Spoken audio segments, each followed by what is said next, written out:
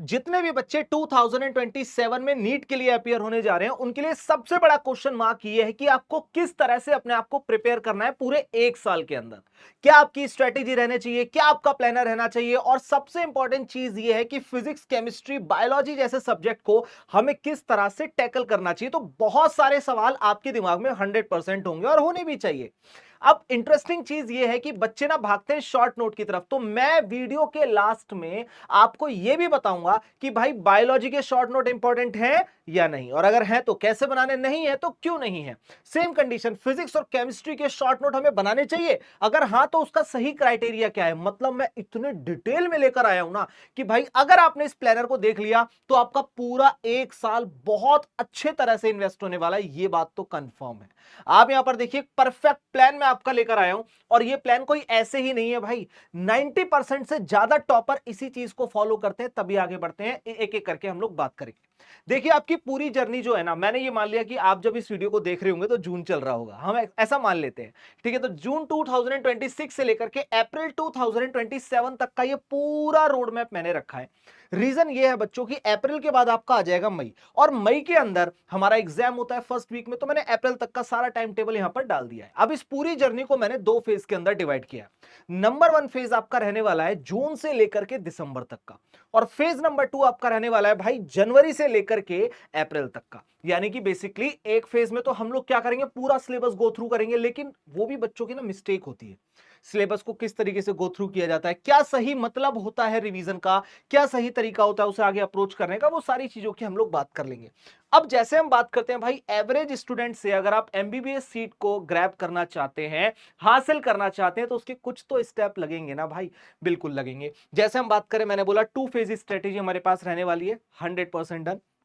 Smart study होगी, consistency होगी, और एनसीईआरटी टेस्ट रिवीजन, ये सब तो आपने बाकी जगह भी सुना था, मैंने इसीलिए रख दिया। लेकिन आज मैं क्या अलग बताने वाला हूं, मैं आपको एक एक पॉइंट ना क्लियर करता हुआ आगे चलूंगा, तो वीडियो के लास्ट तक बने रहना, क्योंकि लास्ट में ही मैं बताऊंगा भाई कि शॉर्ट नोट क्यों इंपॉर्टेंट है और कैसे बनाए जाते हैं। देखो क्यों इंपॉर्टेंट है क्यों नहीं, ये तो हम सब जानते हैं, लेकिन कैसे बनाए जाते हैं वो उससे भी बड़ा सवाल है, वो भी मैं आपको यहां पर सिखाऊंगा।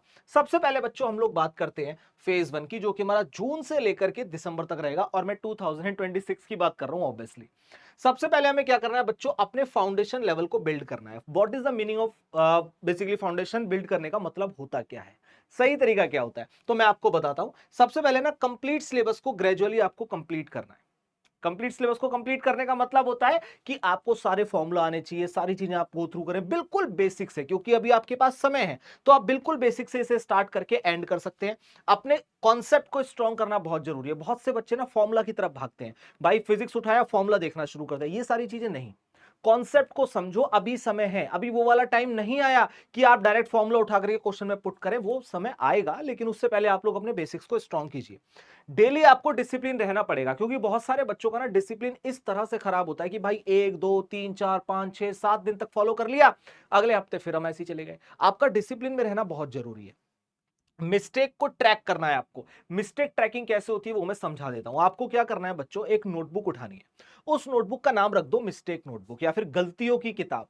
सिंपल सी चीज, मैं बच्चों को यही बताता हूं, उसका नाम रख दो गलतियों की किताब। अब जैसे आपने उसका नाम रखा बच्चों गलतियों की किताब, तो होगा क्या, आपका अगर कोई भी क्वेश्चन को सॉल्व कर रहे हो ना, तो वहां पर नोट डाउन करो कि मेरे से ना ये वाला क्वेश्चन गलत हो गया, जब मैंने सॉल्यूशन चेक किया या जब मैंने से वापस से अटेम्प्ट करने की कोशिश की तो वो ठीक हो गया, और उसके ठीक होने के पीछे का रीजन क्या था और वो गलत क्यों हुआ, सारी चीजें उसमें लिखो। फिर जब भी आप दोबारा क्वेश्चन करने बैठेंगे तो उस गलती की किताब को एक बार पढ़कर जाना, जिससे आप गलतियों को रिपीट ना करें, और यही सही तरीका होता है। आगे चलते हैं। नेक्स्ट हमारा स्टार्ट होगा भाई फिजिक्स की स्ट्रेटेजी हमारी क्या रहनी चाहिए, जो कि बहुत इंपॉर्टेंट है, और बहुत सारे बच्चों को इसमें डर लगता है। डर लगता है कि फिजिक्स को कैसे पढ़ा जाएगा, कैसे समझा जाएगा, किस तरीके से फिजिक्स में हमें रखना है अपने आप को। तो हमारा जून से लेकर दिसंबर का जो रहेगा ना, सबसे पहले देखो फॉर्मूले को मैंने पहले भी बोला बाद में रखना है, पहले आप लोगों को अपने कॉन्सेप्ट को क्लियर करना है।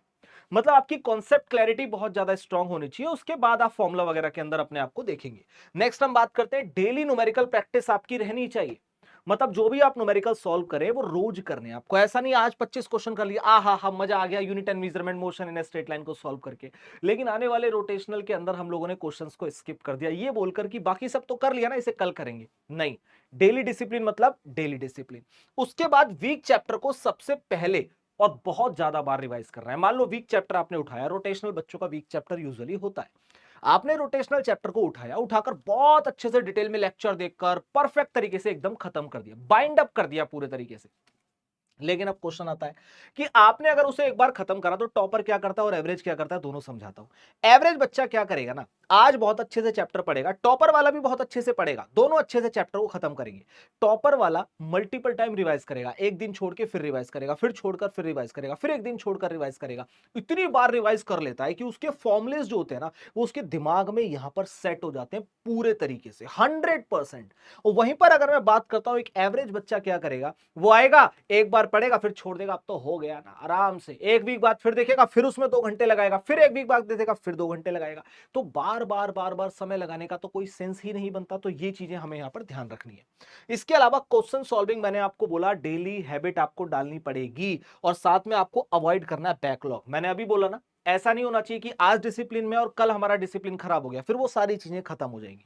फिजिक्स में आप लोग इन सारी बातों का ध्यान रखेंगे। अगर मैं आपसे बोलता हूं कि फेज 1 में केमिस्ट्री की स्ट्रेटेजी क्या रहनी चाहिए, पहले तो केमिस्ट्री की अगर हम बात करें तो ये पूरे 3 पार्ट के अंदर होता है, physical chemistry, organic chemistry, inorganic chemistry. और एक बात बहुत ध्यान से रख सुनना आप लोग कि ऑर्गेनिक केमिस्ट्री इकलौता बहुत ज्यादा वेटेज को लेकर बैठा हुआ है केमिस्ट्री में। अगर आप लोगों ने ऑर्गेनिक केमिस्ट्री को छोड़ दिया, साइड अपार्ट कर दिया, तो ये मान के चलिए कि आप केमिस्ट्री में अच्छा स्कोर नहीं कर पाएंगे।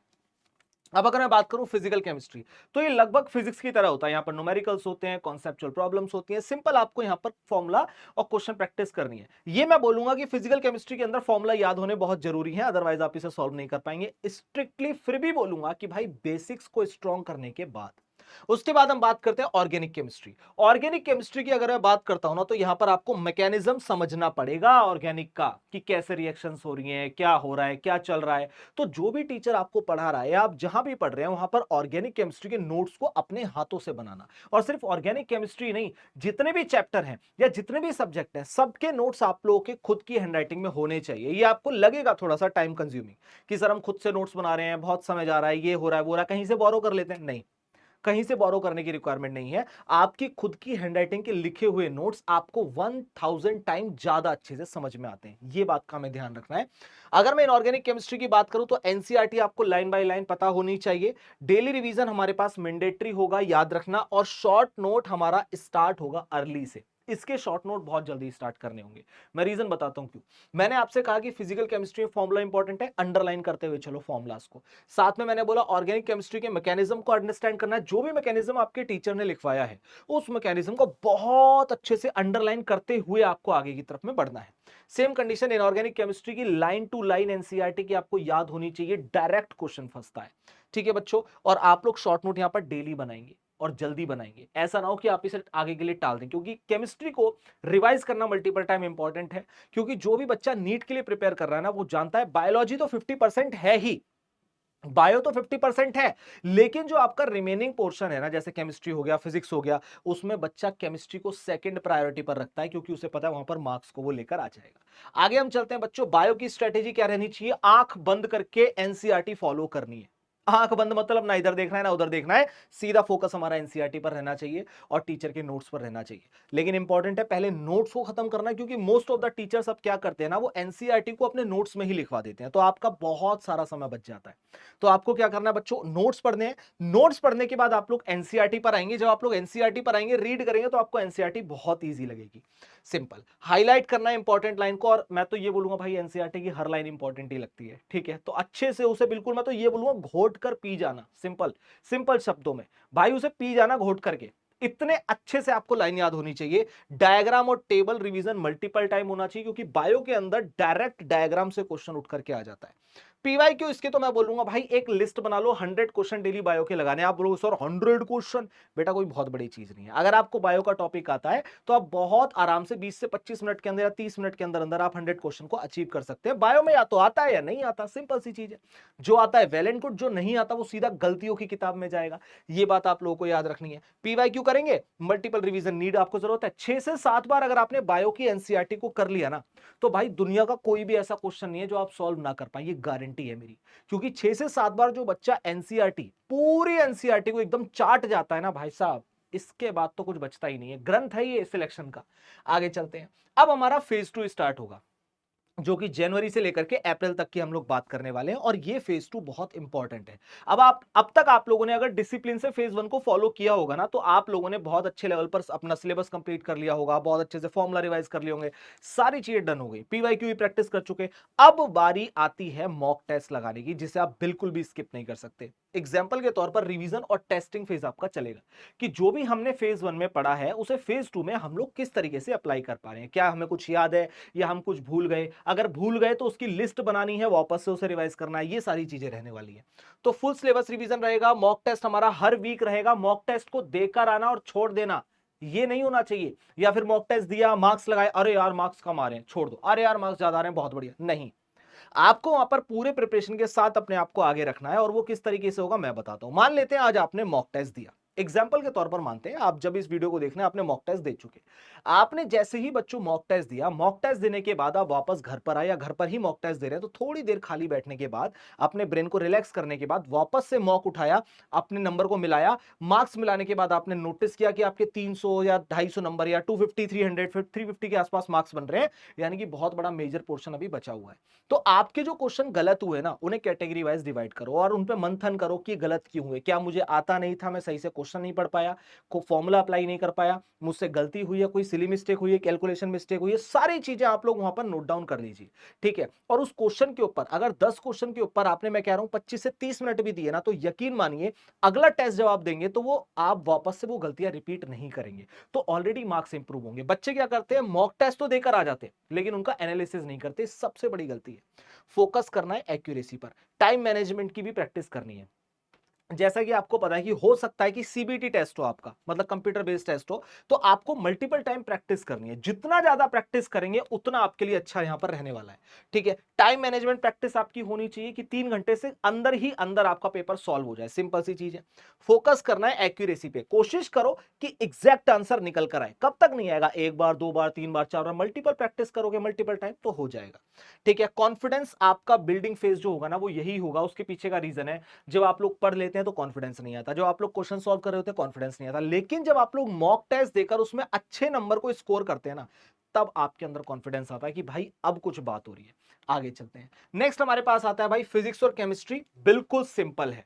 अब आपको यहां पर फॉर्मुला रिवाइज करना है, क्योंकि आप लोग कॉन्सेप्ट सीख चुके, आप लोग बेसिक सीख चुके, फॉर्मुला रिवीजन करना है ताकि जल्दी जल्दी चैप्टर को रिकॉल किया जा सके। फॉर्मुला रिवाइज करने के बाद सीधा आ जाइए मॉक टेस्ट पर। देखिए, एरर नोटबुक, गलतियों की किताब जो आपने बनाई होगी उसे रिवाइज करना है, जो मैंने बोला था ना बार बार मल्टीपल टाइम, उसे भी देखना है, क्योंकि जो आपने गलतियां करी है वो गलतियां रिपीट नहीं होनी चाहिए। मिक्स क्वेश्चन कीजिए, पीवाईक्यू कीजिए और स्पीड और एक्यूरेसी को बैलेंस कीजिए, क्योंकि जो भी मेन चीज थी वो मैं आपको बता चुका हूं। आगे चलते हैं, अगर मैं बायोलॉजी के माइंडसेट की बात करता हूं तो भाई मैंने क्या बोला आपसे, एनसीईआरटी आपके लिए ग्रंथ होनी चाहिए, बिल्कुल गीता बोल लो, बाइबल बोल लो, जो आपको बोलना है उसे बोल लो, लेकिन उसे मल्टीपल टाइम पढ़ना है, 7 to 8 टाइम्स आपको पढ़ना ही पढ़ना है, ये बात आप अपने दिमाग में बिठा लो। समझ आ रहा है? वन शॉट रिवीजन सेशन आप लोग तब देखेंगे जब आपको यह हो जाए कि भाई मैंने बायो को अच्छे से पढ़ लिया। अब कोई भी एक XYZ चैप्टर, मान लो हेरिडिटी चैप्टर मेरे को प्रॉब्लम आ रही है, ठीक है, तो मैं जेनेटिक्स में प्रॉब्लम आ रही है, हेरिडिटी में जो भी आपको प्रॉब्लम लगती है, तो जेनेटिक्स में जाकर के आपने उसका वन शॉट देखा, उसे फटाफट खत्म कर दिया। समझ आ रहा है? ये चीजें रखनी है। बर्न आउट नहीं करना है अपने आप को, दूसरों से कंपेयर नहीं कर रहा है कि भाई उसके मार्क्स ऐसे आ रहे हैं, मैंने उससे ज्यादा पढ़ा था, मेरे कम मार्क्स आ रहे हैं, उसके ज्यादा, नहीं नहीं नहीं नहीं। अगर इन सब चीजों पे ध्यान लगाना है तो सिलेक्शन नहीं होगा। आपको यह फोकस करना है कि अगर आज मेरे कम मार्क्स आए हैं तो नेक्स्ट वाले टेस्ट में अपने मार्क्स को कैसे इंप्रूव करूं। बहुत सिंपल चीज, डिसिप्लिन में रहोगे ना सिलेक्शन हो जाएगा। बच्चा डिसिप्लिन तोड़ता है तो सिलेक्शन नहीं ले पाता। प्रोसेस पे ट्रस्ट करो भाई, तभी कुछ चीजें बनेंगी। तो यहां तक की तो चीजें समझ में आ रही होगी। एक चीज और आगे लेके चलता हूं कि बायोलॉजी के शॉर्ट नोट बनाने चाहिए या नहीं बनाने चाहिए। मेरा सिंपल सा कहने का मतलब है एनसीईआरटी बाय हार्ट लाइन कर याद कर लीजिए, that's it, line to line. जैसे मैंने बोला एनसीईआरटी आपका रियल वेपन है, एनसीईआरटी कीवर्ड, टीचर के नोट्स को ज्यादा प्रायोरिटी देनी है रेदर देन फैंसी नोट्स को। होता है ना लड़कियां बहुत सजा सजा कर नोट्स लिखती हैं तो आपको लगता है इसके नोट्स कॉपी कर लेते हैं, कोई फायदा नहीं है, उसने वो नोट्स अपने लिए बनाए हैं, आपके लिए नहीं। ये चीजें समझना है, रिपीटेड रिवीजन इंपॉर्टेंट है, पीवाईक्यू रिपीटेशन करना पड़ेगा। बायो के अंदर कोई शॉर्ट नोट जैसी चीज नहीं होती, इंपॉर्टेंट टॉपिक हो सकते हैं लेकिन शॉर्ट नोट जैसा कुछ नहीं होता। नेक्स्ट हम बात करते हैं, अगर मैं बात करूं कि फिजिक्स और केमिस्ट्री के शॉर्ट नोट बनाने का सही तरीका क्या है, फॉर्मूला शीट। फॉर्मूला शीट कैसे बनेगी, कि सर वापस से मेहनत करूं, कोई जरूरत नहीं है। आपने बहुत सारे नोट्स बनाए होंगे ऑलरेडी, जब मैंने आपसे कहा था कि हैंड रिटन नोट्स को बनाए, उसे अंडरलाइन करते हुए चलिए, अंडरलाइन करते हुए चलिए, अंडरलाइन करते हुए चलेंगे वही आपके नोट्स बन जाएंगे। जैसे 1 पेज पर चैप्टर आपने करा, फॉर्मूला करना है, मिस्टेक्स आपको वहां पर नोट डाउन करनी है, ऑर्गेनिक की रिएक्शन का फ्लो चार्ट बना लिया, इनऑर्गेनिक की एनसीईआरटी के फैक्ट लिख लिया आप लोगों ने, फास्ट रिवीजन फ्रेंडली नोट्स आपके बन गए, दैट्स इट। यही चीज तो हमें करनी थी। अब अगर आप लोग इन सब चीजों को चाहते हैं एक जगह पर आपको मिल जाए, तो उसके लिए आपको डाउनलोड करना है आई क्वांटा ऐप और नीट वाले सेक्शन में आ जाना है। नीट वाले ग्रुप में जैसे ही आप ज्वाइन हो जाते हैं, आपको कोई भी डाउट लगता है, भाई साहब सीधा यहां पर डालिए डाउट को और आपका डाउट एकदम सॉल्व हो जाएगा, कोई दिक्कत वाली बात नहीं है, पूरी एक्सप्लेनेशन के साथ। एग्जाम की अपडेट आपको मिलती रहेगी, पेपर सीबीटी होना है, ऑफलाइन होना है, ऑनलाइन होना है, कितने अटेम्प्ट है, सारी चीजें आपको यहां मिल जाएंगी। तो जीरो डिस्ट्रैक्शन, क्योंकि किसी और प्लेटफॉर्म पर जाएंगे, एड्स आएंगे, बाकी सारी चीजें आएंगी, डिस्ट्रैक्ट हो जाओगे। तो आपको यहां पर बने रहना है। इसके साथ आपको स्टडी मटेरियल लगता है कि जरूरत है, जो कि आपको 100% जरूरत होगी, वो सब आपको यहां पर मिल जाएगा। बस ये ऐसा मान लीजिए सिंगल प्लेटफॉर्म और सारी समस्याओं का हल है। और अगर आप लोग यहां तक आ गए, इट मींस कि आप लोग ऑलरेडी बहुत ज्यादा डेडिकेटेड बच्चे हैं। बस नीचे कमेंट कर दीजिए एम 2027, जिससे मुझे पता चले कि बच्चा यहां पर कितना डेडिकेटेड है। और कोई भी प्रॉब्लम है नीचे कमेंट कीजिए, मैं आपकी हेल्प जरूर करूंगा।